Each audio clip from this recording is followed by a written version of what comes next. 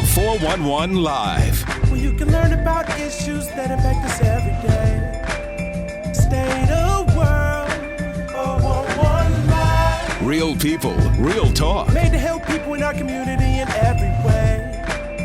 For your girl, 411 Live. It seems like we are in a climate of heightened conflict on the local level and especially on the national level. Wouldn't you agree?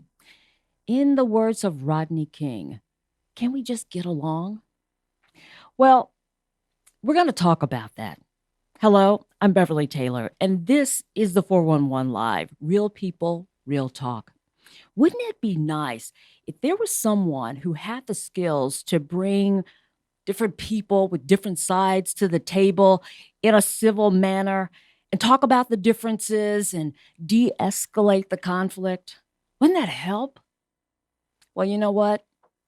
I have somebody that I'm willing to nominate, and it is my guest for today. That's Moira Kelly. She is an expert in alternative dispute resolution, from negotiation to mediation to facilitation, and she has a whole lot of other skills as well. Moira, welcome. Thank you so much, Bev. It's wonderful to be here. You know, I was thinking about when we met. Some people know and some don't. I went back to school after not being in school for many, many, many years. Went to Marquette to get my master's degree in dispute resolution. And you were one of my instructors in negotiation. And I really enjoyed that class. You have a talent. You have a skill. You really do. Oh, thank you. And you were one of my star pupils by far. It's not everyone can do this work well. And you certainly demonstrated that time after time, not only in class, but in the years following. And it's just a joy to call you my colleague. You know, to me, it is so fascinating. You know, I'm all into mediation, and I look at it and I think, this works. It just works. Tell me, what drew you to alternative dispute resolution?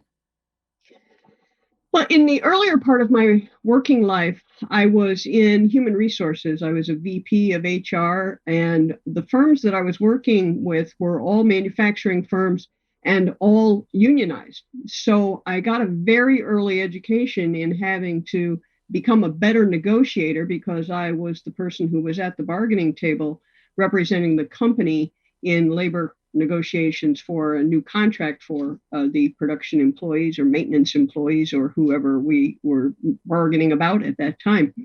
And I absolutely loved not just the practice of negotiation, but also the theories behind it. And in doing that, and in doing the HR work, got into some more aspects of dispute resolution, particularly in handling grievances and arbitrations, which are other forms of dispute resolution. And I kept thinking, there's got to be more I can learn. And I just was a sponge for picking up this kind of information. Took a lot of different kinds of training programs, either from the Federal Mediation and Conciliation Service or from academic organizations, just to become better and better and better at doing this. And so when I ended up starting my own business, I thought, when they always talk about do what you love. What did I love? I loved negotiating. I loved solving problems. I loved helping people get unstuck. And mediation is negotiation with a third party in the room, a neutral third party in the room. So what? I could do that. And so that's what I've been doing now for the rest of my work life. And you cannot make up what people fight about. Yeah. And you cannot make up the stories. And I tell people that I'm a dispute doctor, and that what that means is that I diagnose, treat, and resolve and prevent workplace disputes. And you just cannot make up the stories. And, you're an experienced mediator now too, and right. the stories that people fight about and what they end up resolving, and compared to what they started with, is just, it's a remarkable journey, and it's always magic. Yeah. Right now, I'm a mediator with Milwaukee County Family Court, and I mediate with the Wisconsin Special Education Mediation System, which you turned me on to that. And, I went through the training, I got accepted, Mhm. and that has been really rewarding. But you're right. I mean, the conflicts, what people are disagree about, it's amazing. And I know, and sometimes you're in a mediation and you think, I don't know if this is going to come together or not. And then pop, it does. And it's like, Does. wow, okay, this is good. This is good. If you stick at it long enough, I mean, nationally, 75% of all disputes that go into mediation do get themselves resolved. Right. And so that's you're starting out with a 3 out of 4 chance that you're going to be able to work this out with someone else helping you negotiate better with the other person. And for those of us who work in this, our own skills can usually bring that resolution rate up. But being able to be in the room and to watch people who come in so polarly opposite and so distrustful and so unpleasant to each other, and have them end up several hours later, they don't have to love each other and they don't have to be throwing their arms around each other and saying, oh, let's be besties. What they will do, though, is to say, you know what? I can live with what we just talked about. I could do that. And then go ahead. They walk, and then they're done and they walk away, and they've got their dignity is left intact, their respect is left intact, and nobody has to feel that they were beaten in the dispute. Right. They resolved the dispute jointly. I have stolen a few analogies from you when I'm doing mediation. One of them that couples seem to really get when I'm doing family court, where they're doing child placement and child custody. And I talk to the couples in that evaluation part, that introduction, to see if they really want to go with the mediation. And I talk about the banana. And, when it's green, and like a couple coming in and they're hooked up on the emotions and the past, and they're ready to fight, and they are not ready to mediate. They're too entrenched in, whatever it is, those issues. And then I talk about that brown banana, the peel just kind of falls off. It kind of smells, it doesn't taste good. And I tell them, that's like that couple that they'll listen to you. They'll listen to the other side, or they'll let the other side talk.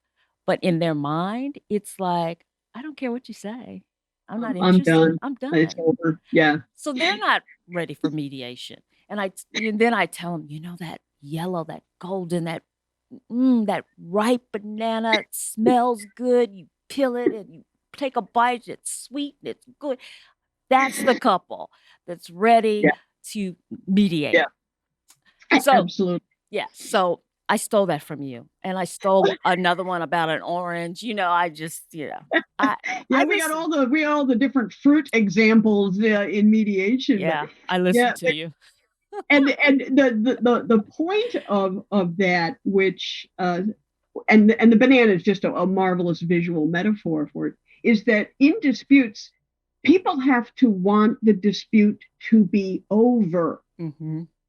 And if it's too early or if it's too late, it's not going to reach a resolution. But when you're in that yellow banana stage, that's where you have it. So when I know that when people talk to you or talk to me about the kind of work we do, and they say, well, why can't you just get world peace? Well, because some people don't want the fighting to stop. Yep, it's true, and I meet people like that.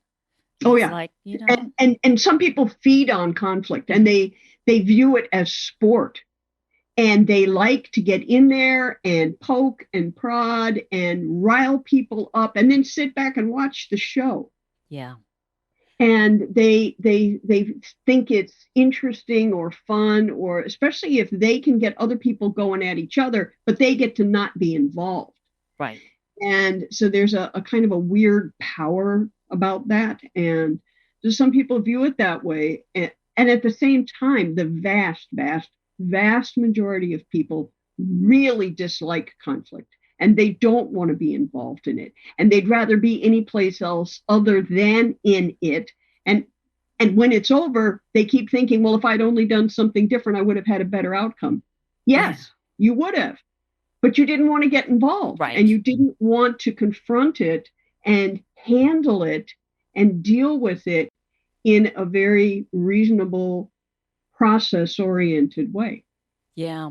We always talk about the pie, expanding the pie and not just slicing the pie, slicing it, you get this piece, I get this piece, but expanding it, coming up with creative solutions. So it's bigger and better than what you saw at first on the table, that pie. Now it looks great.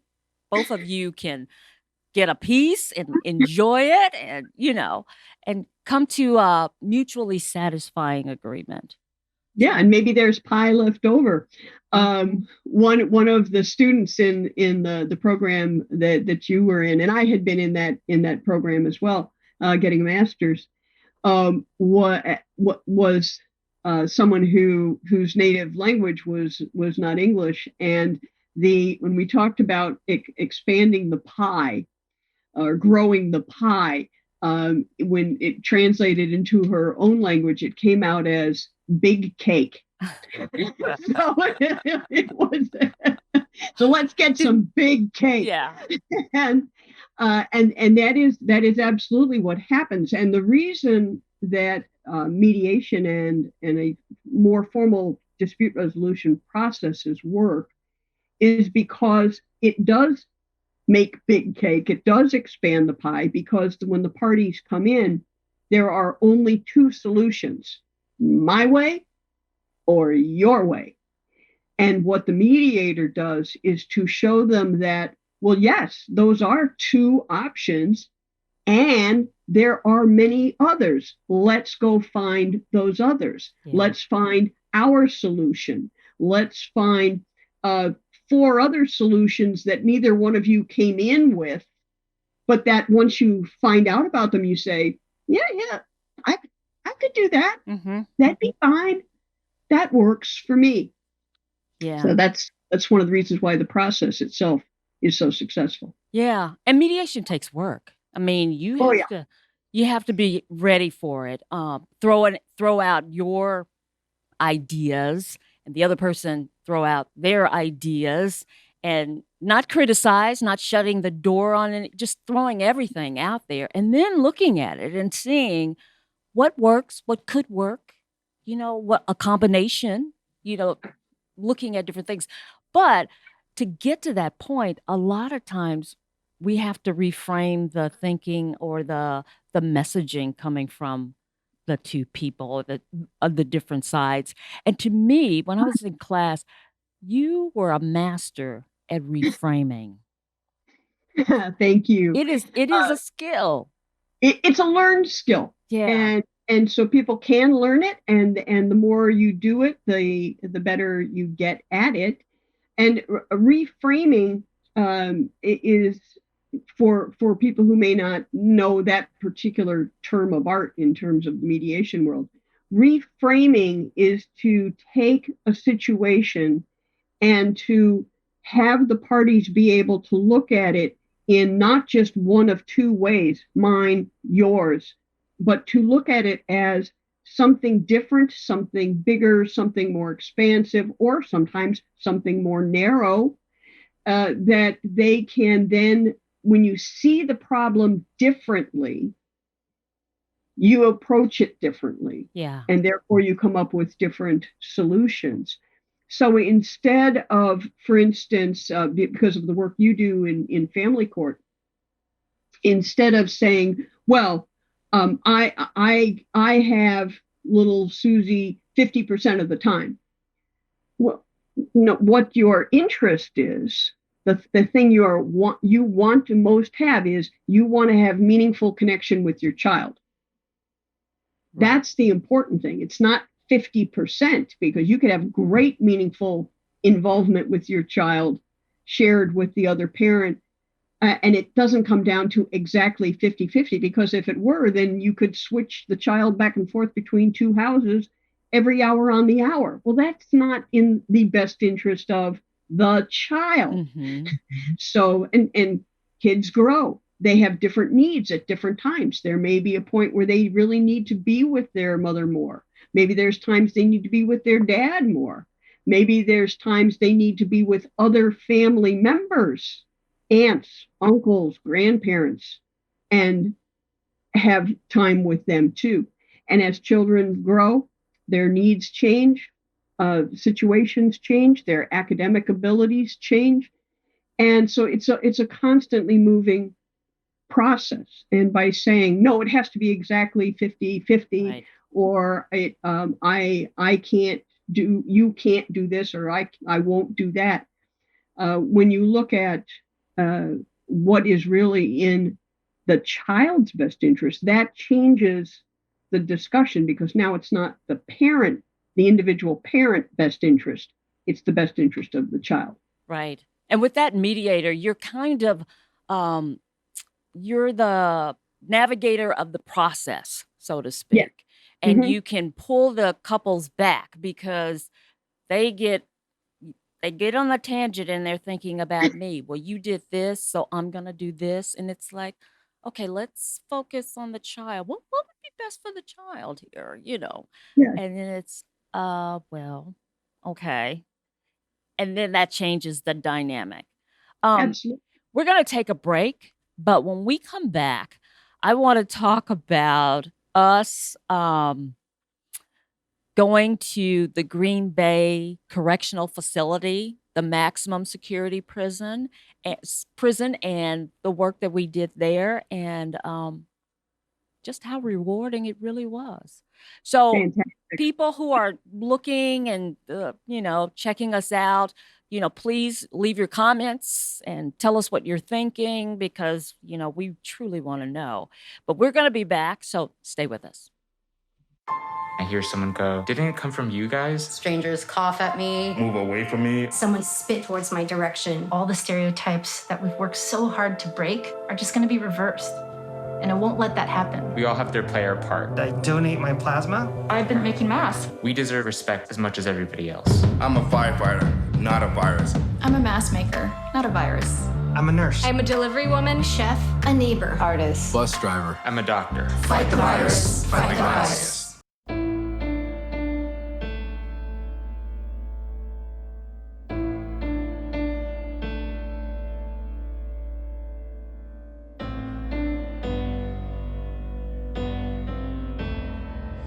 This is where you rise, this is where you shine, this is where you become the greatest of all time. History in the making. This is history in the making. History in the making. Vote for your life. Welcome back. My guest, Moira Kelly. She is a mediator extraordinaire, negotiator, arbitrator. She's all things of alternative dispute resolution. So welcome back to you. Let's talk about when we went to Green Bay Correctional Institution, the maximum security prison, and we were participating in their program Challenges and Possibilities, which I thought was an outstanding program. Yeah. The inmates, they had to go through, they had to qualify for the program, so they had to do certain things. And once they were in the program, it was like going to school. You had all these different courses, restorative justice, finances, parenting, all those different things. And then we came to your segment, and you were kind enough to invite me to tag along. Yeah. Going up to Green Bay, and I did this twice a year, sometimes 3 times a year, for 13 years. Did you do that long? I didn't realize it was that long. Yeah, okay. It was that long. It was always a phenomenal day, and the staff at the prison and the people who were running Challenges and Possibilities always encouraged me to bring other people with me. So when on one of those trips, when I asked if you wanted to come and you hopped along, well, after that, there was no, that seat was taken in the car, and there was not going to be anybody else I going. loved it. Because, as we would always say as we were driving back to Milwaukee, that it had been a good day in prison. Mm-hmm. And the reason that it was always a good day in prison was, first of all, the program was spectacularly well constructed. It focused on positive, meaningful things that the men who were incarcerated could do to improve their lives, to improve their family relationships, because they do have people outside of those walls that they are in contact with and who they are still part of.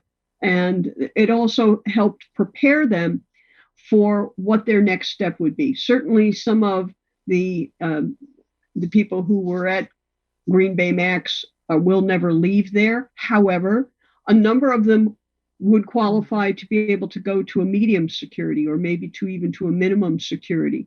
And a number of them would be released. Yeah. So what the program was trying to do was to give them life skills that they could apply immediately, but that they could also use going down the road. And so our section, when our little dispute resolution team would come in, we would spend the day talking about conflict. And some people might think, well, that's kind of a little late for people who are already behind bars, but they still have a life there, and they could still make their lives better with guards, with other inmates, with their families, and by giving them meaningful skills in terms of how to handle disputes and how to listen better, how to be aware of their own way of listening, and how to bring more control back to them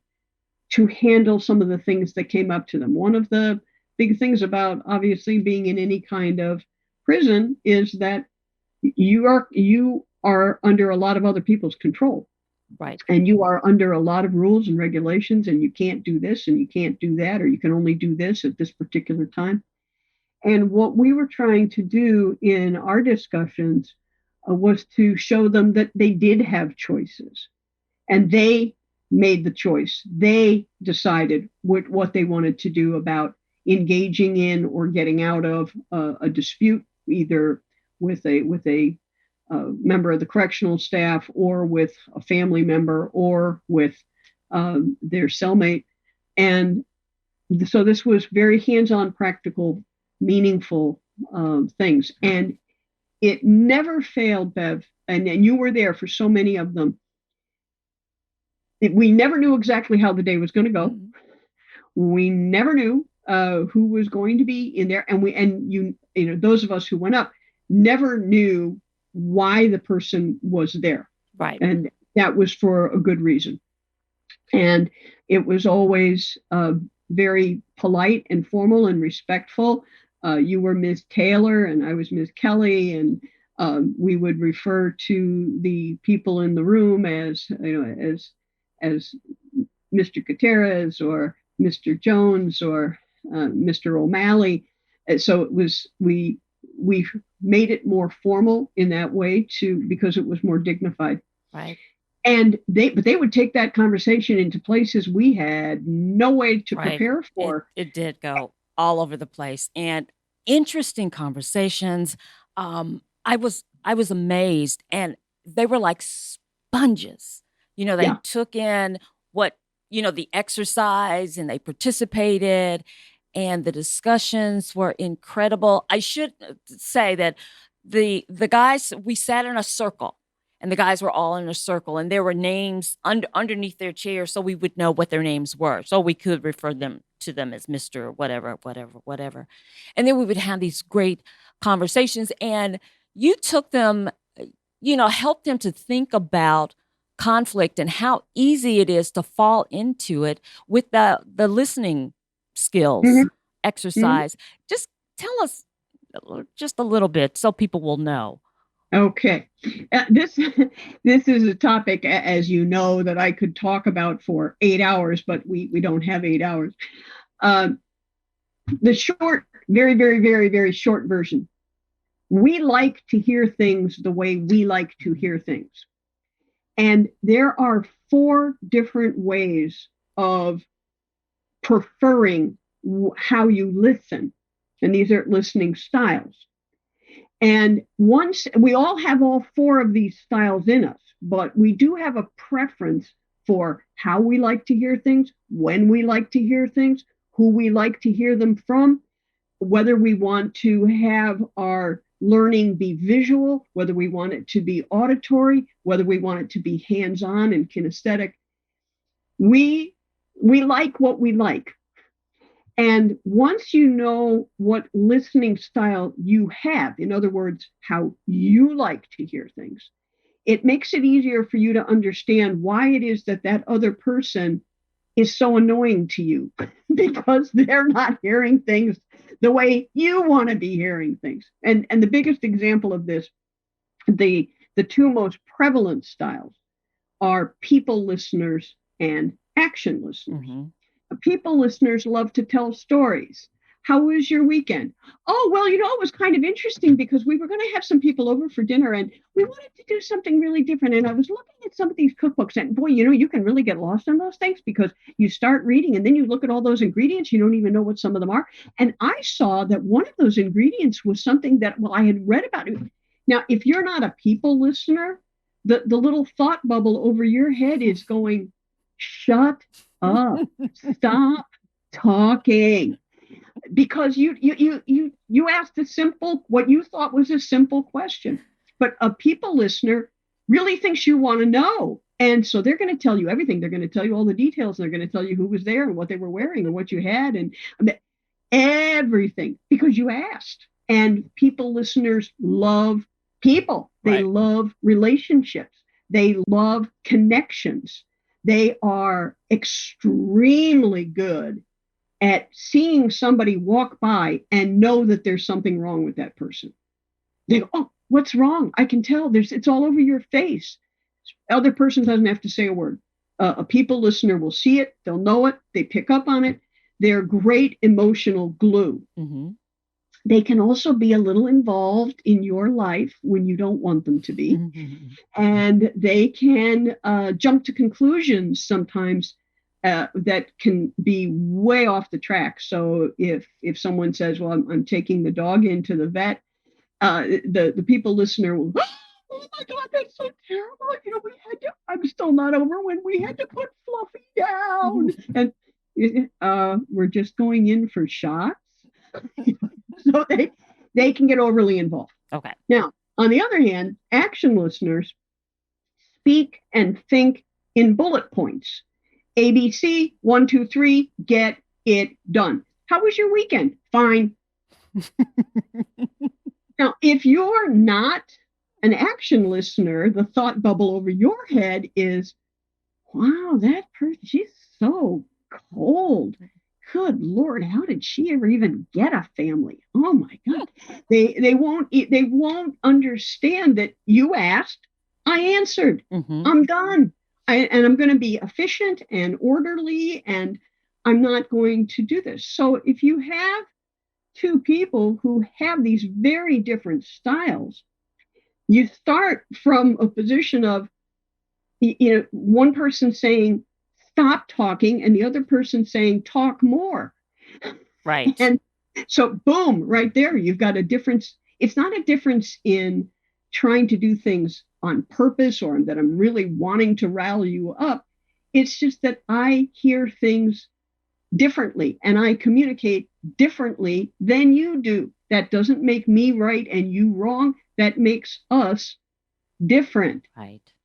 So instead of thinking this person is so annoying, if I know about the different styles, I can think, well, he's a people person and this is kind of the way he processes things and he talks and stuff.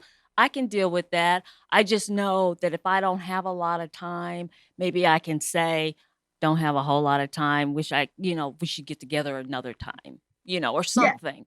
But knowing that can help you. Otherwise, people can walk away with hurt feelings.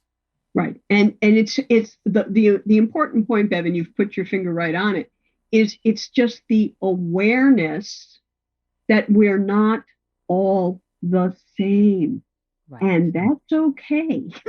Absolutely. And that we all have all four of these styles in us. Mm-hmm. It's just where we choose to go, and part of that is driven by where are you, what are you doing, and who's there with you. So we can all become people listeners. We can all become action oriented people. We can all become time listeners, who are all about the tick-tock and not the web site, but the actual clock and where I have to be and what I'm doing next and what I'm scheduled for. And then the other style is the content listeners, who are all about, well, why? Well, why? Well, why? Tell me more. Why? And they want data, facts, numbers, figures. They want to have every piece of information that they could possibly get. Well, people listeners will be confused by that. Action listeners are going to be really annoyed by that because, hey, I got to go. Hey, I got something to do here. I have to get this done. And so sometimes the arguments start over not what the topic is, but how it is being discussed. And some of that how is because of the different listening style that the other person has that you don't. And so you have a clash of styles. Had nothing to do with the content.